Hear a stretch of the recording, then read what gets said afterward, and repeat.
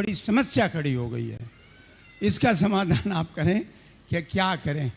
अभिरस सम्यक दृष्टि के लिए अष्टमूल गुण, सप्तविषण और षड आवश्यक दो त्यागने योग है।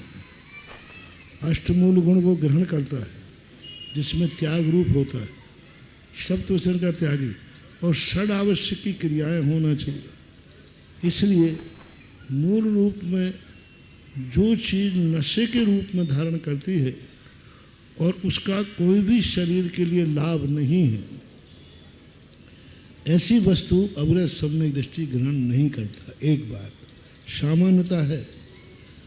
अब रही बात उसकी, क्योंकि वो अभिरस सम्यक दृष्टि है तो असंयमी होने के नाते वो कुछ ऐसे शौक की चीज़ें ग्रहण करता है जो शरीर को लाभदायक नहीं है लेकिन नुकसानदायक भी नहीं है। जैसे पेय पदार्थ में आता है, जो पेय पदार्थ के अंदर कुछ ऐसी चीज़ें पीता है, ठंडी है, ठंडाई है, आदि आदि चीज़ें जो शौक से पीता है, लेकिन अभिरस सम्यक दृष्टि उन्हीं चीज़ों का शौक करेगा जो उसकी जिंदगी के लिए हानिकारक ना हो। अभक्ष की चीज़ों में एक अभक्ष का जो सेवन नहीं करेगा। शौक का अर्थ ये नहीं है कि वो अभक्ष करे, और एक अनिष्ट नाम का अभिक्ष आया है। जो अनिष्टकारी हो उसका शौक अभिरस सम्यक दृष्टि नहीं करेगा। यदि करता है तो वो उसके सम्यक दर्शन का अतिचार है और अनाचार है।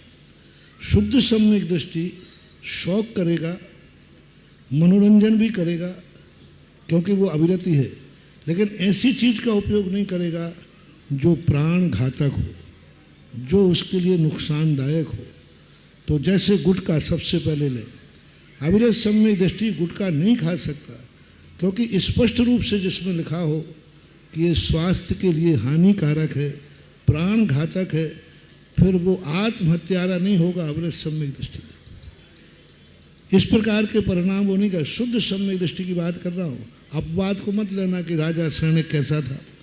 मूल जो स्वरूप आगम में कहा है, आत्मानुशासन के अंदर सम्यक दृष्टि का स्वरूप इसी रूप में प्रदर्शित किया कि वो कोई भी चीज़ शरीर के प्राणों को हानिकारक है ऐसा शौक भी नहीं करेगा।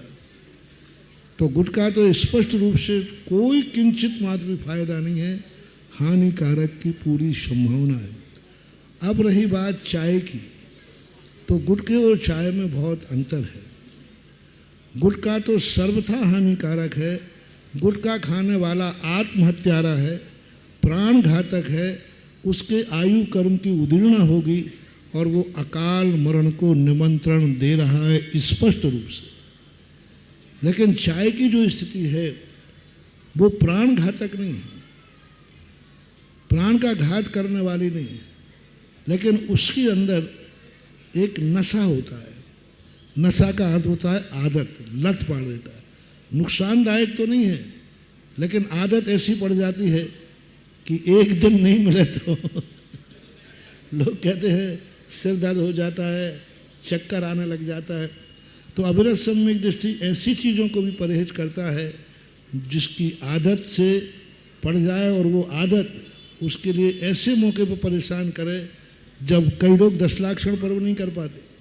वो कहते महाराज हम उपवास कर लेंगे बस चाय की छूट दे दो, एक आसन कर लेंगे बस चाय की छूट दे दो।